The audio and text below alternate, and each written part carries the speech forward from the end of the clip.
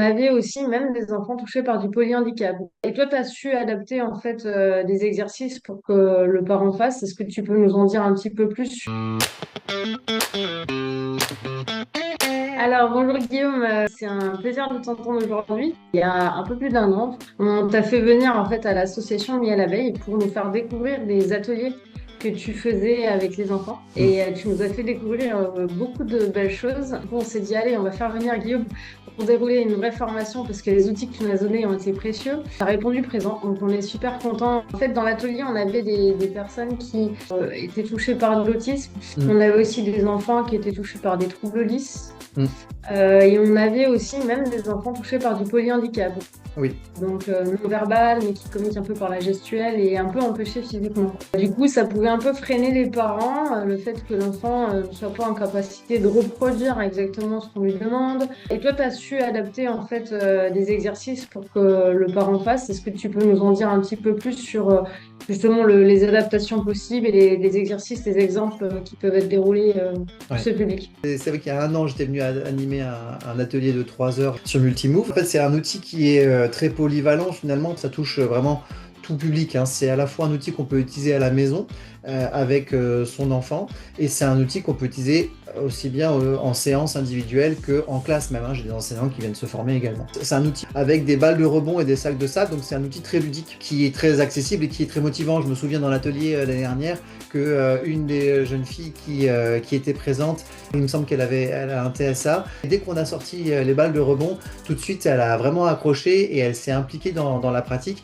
Donc, ce côté ludique, il est intéressant parce qu'il permet finalement de dépasser certains blocages, une certaine démotivation. On peut vraiment adapter la façon de fonctionner. L'année dernière, dans l'atelier, eh bien, les parents qui étaient venus avec leur enfant, hein, je rappelle, c'était une mise en situation concrète. C'est-à-dire que là, le stage qui est proposé en février, c'est un stage où les parents ou les professionnels viennent seuls. Et alors que dans l'atelier, il y a un an, les parents étaient là avec leur enfant. Donc, du coup, ils ont pu expérimenter finalement les adaptations possibles. Et moi, j'ai accompagné là-dedans. Quand on travaille sur ces exercices avec des balles de rebond, des sacs de sable, on va associer le mouvement et le rythme également. Et on va favoriser au niveau neuronal tout un dynamisme neuronal, on pourrait dire, la création de chemins neuronaux, favoriser la densification, c'est-à-dire le fait que les chemins neuronaux vont grossir, et ça va favoriser finalement l'utilisation d'aires cérébrales qui sont peut-être moins utilisées, notamment pour des enfants qui ont un profil avec un polyhandicap par exemple, ou pour les enfants qui ont un TSA. Souvent dans le TSA, il y a aussi la difficulté de communication. Et là, ici, on va travailler justement sur les aires cérébrales du langage, de la parole. Il est toujours possible de détourner finalement le frein lié au handicap, notamment parce que quand il y a verbalisation de la personne qui fait l'activité, eh bien, le parent peut faire avec l'enfant et verbaliser pour l'enfant, par exemple.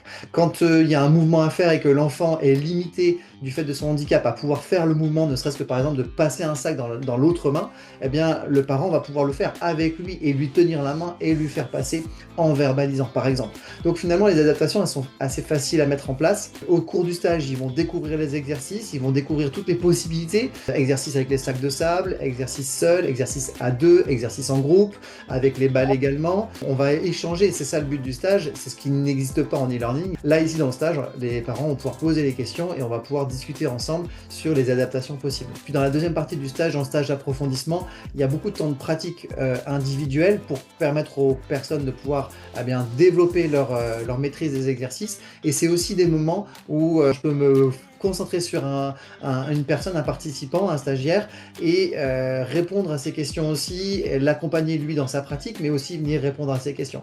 Donc il y a vraiment deux phases différentes dans ce stage intégral.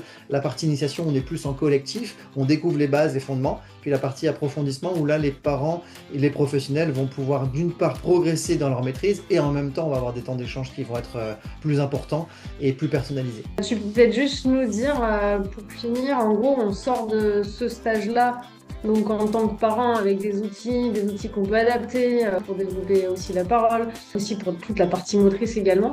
Est-ce que tu peux nous dire, si on fait la différence entre faire les 2 jours et faire les 4 jours, est-ce que tu penses que du coup, les apports du stage par rapport aux parents permettraient voilà, d'aller un peu plus loin avec son enfant, ou alors au contraire de le mettre dans une pratique professionnelle pour ceux qui seraient intéressés par le développer aussi dans leur partie professionnelle? Quand on ressort des 4 jours, qu'on soit parent ou professionnel, on est équipé pour pouvoir le mettre en pratique, l'adapter. Ça, c'est en faisant 4 jours qu'on va être équipé. Ça va aussi dépendre des personnes. Si je fais 2 jours et que je suis plutôt quelqu'un qui a naturellement confiance et puis quelqu'un qui va de l'avant, je pense que ça va être déjà possible de mettre des choses en place. Après, il est toujours possible de toute façon de revenir plus tard faire le stage approfondissement. Par exemple, j'en donne un à Montauban en juillet. C'est possible de venir faire que la partie approfondissement aussi. Puis les professionnels qui voudraient ensuite aller plus loin encore, il y a la possibilité de passer la certification. Donc c'est pas un nouveau stage, c'est simplement un dossier à rendre avec des comptes rendus de séance. Donc ça c'est pour voir la partie vraiment plutôt professionnelle. Moi ce que j'avais observé la dernière fois là, dans le stage, dans l'atelier que j'avais animé, c'est que les parents qui étaient là eh bien, sont confrontés tous les jours au handicap et finalement avaient su rapidement s'approprier l'outil et voir comment est-ce qu'ils pouvaient mettre en place parce que c'est du quotidien. D'ailleurs c'est suite à ça que l'association s'est dit bah tiens on pourrait organiser un stage complet quoi. On aimerait que tu nous en dises plus sur ton programme, ton arrivée, où c'est, à quelle heure et un petit peu dans la globalité ce que ça comprend. Cette année au mois de février, donc ce sera du 14 au 17 avec 2 parties.